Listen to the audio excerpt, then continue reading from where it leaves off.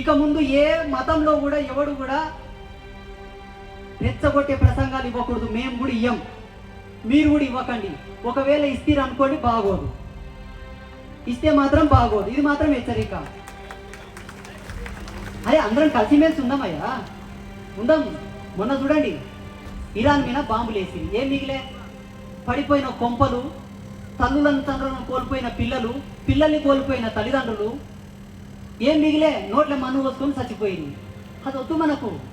ఇంత కష్టపడి ఇంత టెక్నాలజీ డెవలప్మెంట్ చేసుకొని ఇన్ని సంపాదించుకొని ఇంత మంచిగా ఉండి చివరి కొట్టుక సావనికేనా? మనకన్నా మాటురాని జీవరాశులు నయం కదా. నువ్వు మనిషివై పుట్టి ఇంత ఘనత సాధించి టెక్నాలజీ ఇంత డెవలప్ అయ్యి చివరికి నిన్ను నువ్వు కొట్టుకొని సావనికేనా? ఇంకొక విచిత్రకరమైన విషయం ఏంటంటే, కనిపించని దేవుని కోసం అంట మనం కొట్లాడేది, కనిపించే మనుషులను కొట్లాడాలంట. అక్కరకు రాని విశ్వాసాలు, అక్కరకు రాని నమ్మకాలు